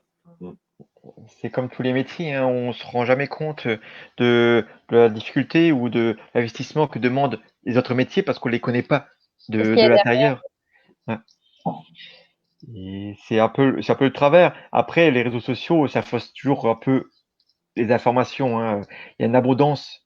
On voit bien les youtubeurs, hein, il y en a 36 millions. Et très peu arrivent à vivre. Après, de quelle manière? Parce que le contenu des vidéos, parfois, sont douteuses, mais sur la majorité qui essaye, parce qu'on a les outils, hein, n'importe qui a un ordinateur, tiens, je peux faire une vidéo et voilà. Ça le rend pas artiste, ça le rend pas animateur, ça le rend pas talentueux. Mais il va peut-être avoir quand même des followers, il va avoir des vues. C'est cette magie du succès, hein. C'est la magie du succès aussi, que vous avez aussi dans le spectacle vivant finalement. Pourquoi une pièce va marcher, pourquoi un film va marcher, alors qu'un autre va se planter, alors qu'on s'attendait à ce qu'il marche aussi. C'est jamais gagné d'avance, et malheureusement c'est pas toujours les meilleurs qui gagnent là-dedans. Ouais. Du bouche à oreille, enfin même pas du bouche à oreille, mais du réseautage souvent. Et du coup, oui. Ça marche pas forcément toujours, quoi. Mais bon, après c'est aussi c'est un peu la même chose quand on travaille avec du théâtre amateur, du théâtre professionnel. Le théâtre amateur est parfois très bien. J'ai vu des pièces amateurs, beaux comédiens, hein. Vraiment j'étais bluffé. Qui certains comédiens méritaient d'aller plus loin s'ils le souhaitaient. Mais j'ai aussi vu des pièces de théâtre amateurs qui, je pouvais me pendre, hein, après le premier acte. Je pouvais plus. J'ai assisté parce que justement par votre travail qui était fourni, hein, mais après 2-3 actes, je pouvais vraiment plus. Je suis parti. Et c'est vrai, c'est vraiment c'est un divertissement le théâtre, hein, souvent, mais c'est quand même un divertissement qui est exigeant.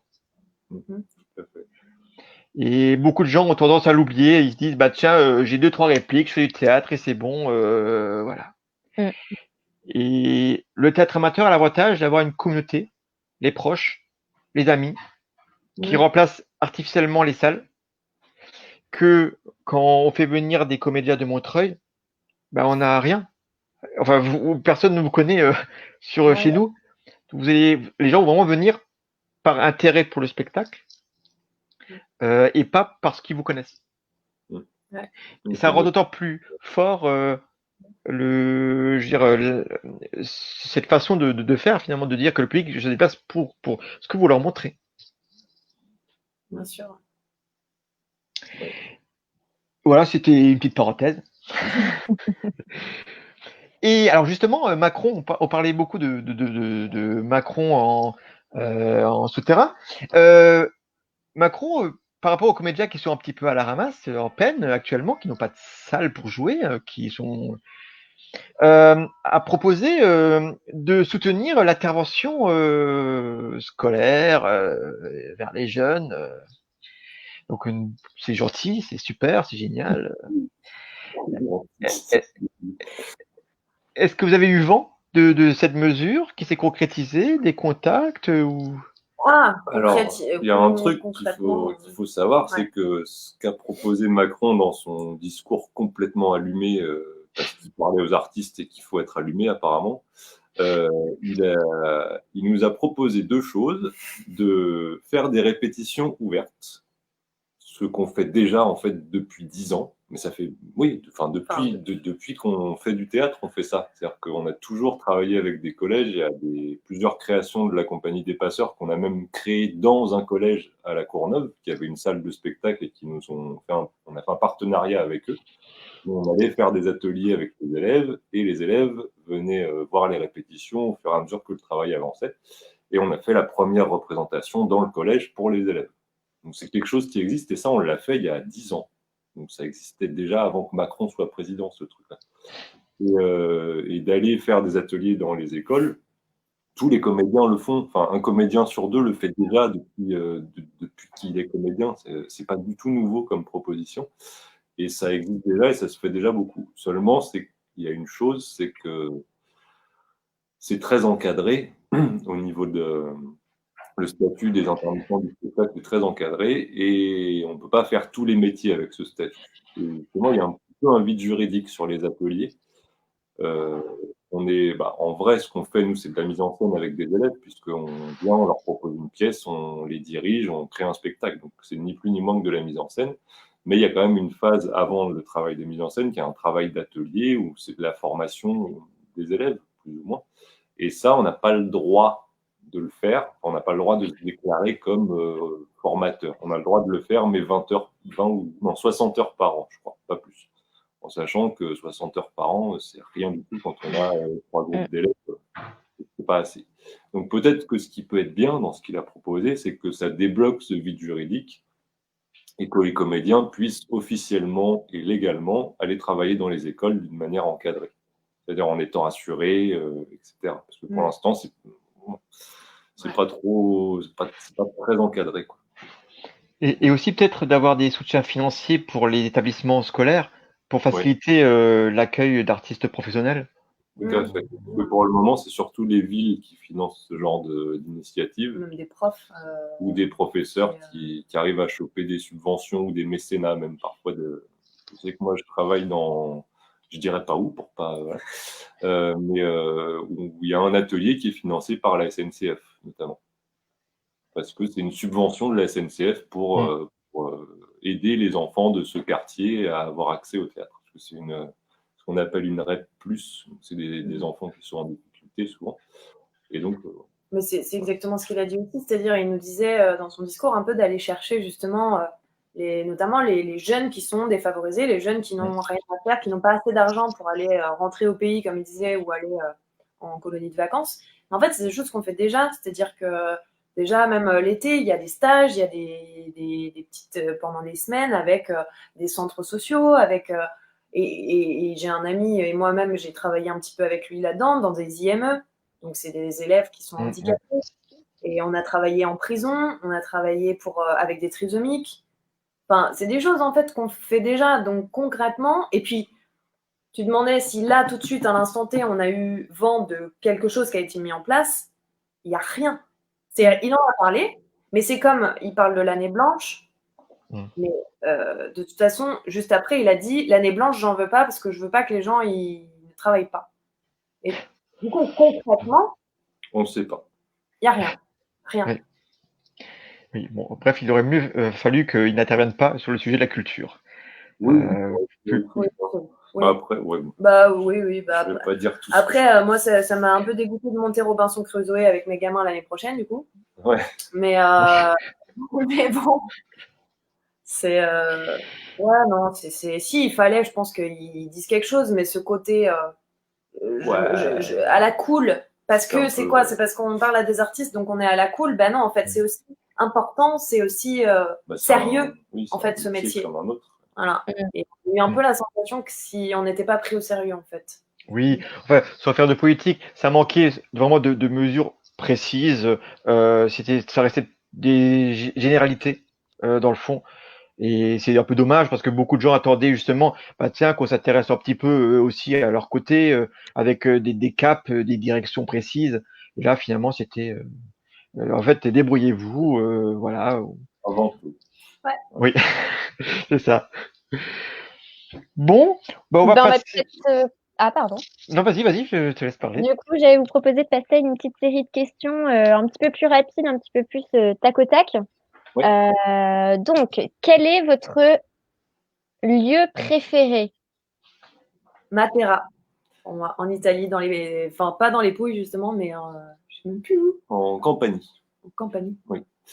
Et moi, c'est la colline au-dessus de chez mes parents où ça a toujours été mon refuge dans les moments joyeux, difficiles.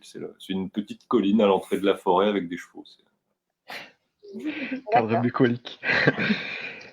Votre livre préféré? Les Andes fourbes. Ah, la Donc, fourbe. Celui-là, dis donc, c'est une BD, roman graphique, ouais, ouais, de Guarnino, je crois. Non, l'auteur, comment il s'appelle Oui, Errol. Non. Errol Guarnido, c'est ça. Ah ouais, ouais. Eh, celui-là, je cours après depuis quelque temps. Ah, Mais il est cher, le bougre. Ah, oui, c'était un cadeau de Noël, je sais pas. Ah ouais. Et Et moi, donc, c'est l'Histrion du diable. ah oui, si, différent. Hein. Ouais. Encore que, alors justement, si vous connaissez Alain Errol, les précédentes BD qu'il a scénarisées de Cap et de Croc, Ah, bien sûr. c'est un vrai hommage à la Commedia oui. dell'arte. Elle est magnifique. Ouais. Extraordinaire. Ah, ça fait plaisir. C'est un beau conseil. Vous pourriez Quel est faire votre... des. Pardon. Oui, pardon. Non, vas-y, Non, vas-y, Aurélien. vas-y, va au bout de ta pensée.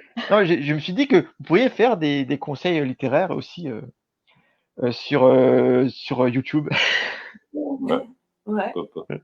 Si vous regardez bien, normalement, dans toutes les vidéos de Frémousse et Marcellus quasiment, Marcellus a toujours un bouquin différent à la main qui est en Ouais. rapport avec la vidéo.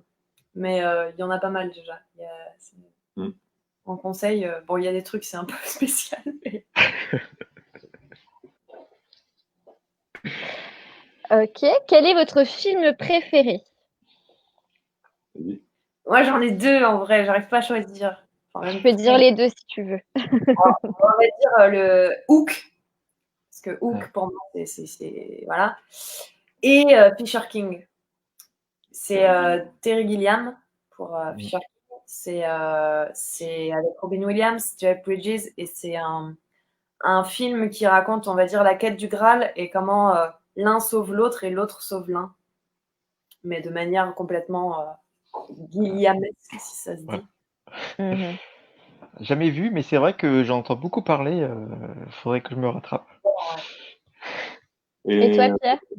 moi, c'est Les Misérables de Lajli qui est sorti l'année dernière et qui est incroyable. Et j'en ai un autre aussi, même trois autres. C'est la trilogie du Seigneur des Anneaux qui est quand même un sacré morceau de film, quoi. Mhm, mhm. Je suis d'accord, revu récemment aussi. Mm. Et on continue. Votre série préférée? Ah, On l'avait Ouais. pas dans les questions, celle-là, faut qu'on change. J'avoue, j'en ai rajouté. Ouais, c'est pas vrai. bah, moi, je dirais que j'en ai deux encore, mais On a vu tellement. ouais. Il y a 15 ans, j'aurais dit Twin Peaks.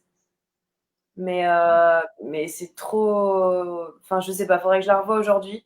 Mais moi, j'ai été fan totale d'Ally McBeal et de Friends. Et Friends, toujours Ouais. autant. Voilà. Breaking Bad pour moi. Ah, je suis en train de. J'ai commencé, ouais. J'ai vu j'ai revu tous les saisons sauf la dernière parce que il y a, vous l'avez vu en entier? Pas Oui, moi. Non, Ouais. ok. Je ne raconte rien. Mais effectivement, j'en suis à la fin de la première saison, voire début de la deuxième, je crois. Mais ouah, c'est pas mal, hein, c'est pas mal. Très très bien. Du coup, comment? Ouais. 10% aussi, c'est génial, justement, sur les comédiens et les agents de comédiens. C'est une série qui est hyper drôle, très bien jouée et vraiment bien. 10%. 10%, ouais. J'ai vu Ok. passer sur Netflix, je crois. Mais... Ouais, elle y est, ouais. Ouais, D'accord. j'ai oublié. Ok. Du coup, votre surnom, ben, il me semble que vous nous l'aviez dit tout à l'heure, mais peut-être qu'il y en a d'autres. Loulou Ouais, et bah, Pierre. Pierrot, quoi. Ouais, Pierrot. on m'appelle Pierrot. Et Ok. Loulou. Et votre comédien ou metteur en scène préféré? Mouchkine. Mais quand elle a monté le dernier Caravansérail et tout ce qu'elle a fait avant. Après, bon. Et moi, j'arrive pas à choisir, mais on va dire un vivant et un mort. C'est horrible ce que je dis, mais quand même. Celui qui n'est plus là, le mort, c'est Robin Williams, parce que pour moi, c'était l'étoile, quoi. Et sinon, c'est James Tiré, le petit-fils de Chaplin. D'accord. D'accord. C'est sublime ce qu'il fait. Tout ce qu'il fait, c'est sublime. Et je crois qu'il y a plusieurs de ces spectacles en accès libre Ouais. sur YouTube. Il doit y avoir Au revoir parapluie, La symphonie du hanneton. Et je pense que c'est tout sur YouTube. C'est des très très beaux moments. C'est des spectacles Ouais. muets avec de la musique. Et c'est encore un homme qui sait tout faire. C'est très énervant, mais c'est magnifique. C'est magnifique. C'est... Du coup, quels sont vos spectacles préférés? Est-ce que ça en fait partie? Bah, moi, c'est Raoul, du coup, de James Tiré. Où on pense qu'il est tout seul. Bon, il est presque tout seul sur scène, mais Raoul, ça a été une de mes claques vraiment sublime, quoi. Et moi, c'est le dernier Caravansérail de Mouchkine. Et pour terminer, votre humoriste préféré? Blanche Gardin. Hein? Moretti. Ah ouais. Bon, alors on va lentement se diriger vers la fin, puisqu'on a dépassé le quota d'heures déjà depuis très longtemps. Euh, si les internautes, puisqu'on voit qu'il y a encore un peu de monde devant la vidéo, si vous avez des questions, n'hésitez surtout pas, ils sont là, ils peuvent vous répondre en direct, donc n'hésitez pas à leur poser des questions. Alors, je pense que Philippe, toi, tu connais une personne qui s'appelle Jacinthe et qui dit que tu es toujours aussi fan de BD. Oui, c'est vrai que Jacinthe était une ATSEM à Mutzig, à l'école de Mutzig, qui ensuite, si je me trompe pas, quand elle est partie à la retraite, elle est partie à La Rochelle. Ah. Et Jacinthe, j'ai toujours aimé, elle avait un accent, elle avait toujours une énergie, un punch. C'est vrai que je pense souvent à elle, malgré la distance. Et c'est vrai que je suis toujours fan de BD, oui. Et les Ad Fourbes, je vais vraiment l'acheter maintenant. Ah, il est sublime. Il est vraiment, vraiment sublime. Et en plus, c'est un pavé, je crois. Hein, oui. Ouais, il fait son. Je sais pas combien il a de pages, mais. Bah, et ça se lit vite, hein, ça reste. Mais ouais, il fait 160 pages, quoi. Ouais. C'est bien, ça vaut ces 35 €. Ah oui. Et puis l'histoire est. Ouais. C'est une leçon de scénario, c'est incroyable. Ouais. Bah, à l'Aérol, franchement, en tant que scénariste, c'est vraiment c'est les yeux fermés, quoi. Et c'est un mélange de deux grands, hein, de deux géants de la BD. Hein. Ça peut être que super, en fait. Ouais. D'ailleurs, ouais, on conseille aussi pour les internautes de Cap et de Croc, c'est magnifique. Hein. C'est vraiment une superbe BD. Nous, on va se les racheter tous là parce que on s'est dit là, on est obligé, quoi. Ça va être notre cadeau d'anniversaire en juillet. Le graphique de Masbou, de Cap et de Croc, il est magnifique, les couleurs. C'est vraiment beau à pleurer. Ouais, et puis ça fait partie aussi vraiment des livres où on apprend plein de choses en le lisant, c'est-à-dire qu'il y a beaucoup de références et c'est génial. Molière, beaucoup, forcément. Mais il y a plein de choses dedans, ouais, c'est génial. Et le texte aussi qui est à relever. Hein. Je crois qu'il n'est pas en Alexandra, le texte de Cap et de Croc. Il me semble que si je peux dire que c'est tout le temps ou seulement quelques parties, mais oui, il y a de l'Alexandra. Ça fait longtemps. Ouais, ça fait longtemps qu'on les a vus. Ouais. Ah bah voilà, vous avez suffisamment soufflé à votre entourage qui vous achète de Cap et de Croc. Exactement. Bon, Aurélie, je pense On qu'on n'a peut pas. conclure. Non? On n'a pas vraiment, ouais, on n'a pas vraiment de questions, mais après, je vous laisserai regarder un petit peu dans les commentaires à la fin de la vidéo. Vous avez pas mal de beaux commentaires à lire. Les gens sont vraiment ravis de ce qu'ils ont vu et ils ont hâte de vous voir. On a même Céline qui a dit qu'elle avait déjà précommandé le livre. Voilà. Trop chouette. D'ailleurs, Donc, je me on permets, va... on embrasse Comment? juste. Si je me permets, on embrasse juste toute la famille de Céline, justement, parce qu'ils ont été un grand soutien aussi pour nous durant le confinement avec les vidéos et tout ça. Donc, Ouais, Ouais. merci. Ils ont beaucoup aimé vos vidéos, effectivement. Ouais, on avait beaucoup de retours et ils étaient vraiment très contents. Ils ont beaucoup partagé et ça leur a plu. Mhm. Donc, pour conclure cette vidéo, pas de numéro lundi prochain parce que c'est jour férié. Prochain numéro, du coup, ce sera le 1er juin. Suivez-nous sur... Le 8 juin, du coup, non? Ah oui, Le bah 8 oui, juin. 8 juin. Oui, C'est moi qui me effectivement. suis trompé. C'est pas comme si on en avait parlé aujourd'hui. Oui, Donc, en le plus. 8 juin, suivez-nous sur la page La Scène Le Rouen sur Facebook pour savoir qui sera nos prochains invités. Suivez l'actualité et, de nos invités sur Internet. Donc, vous avez tous les liens là qui s'affichent pour suivre la compagnie Les Pilouchas. Et voilà. Et donc, on va terminer enfin, avec justement votre mot de la fin. Mhm. Le spectacle reste vivant. Ce sera le mot de la fin. Ouais. Et, merci. Ouais. Et on a l'habitude de terminer avec ce qu'on appelle la grimace conclusive. Ah. Donc on fait tous une belle grimace.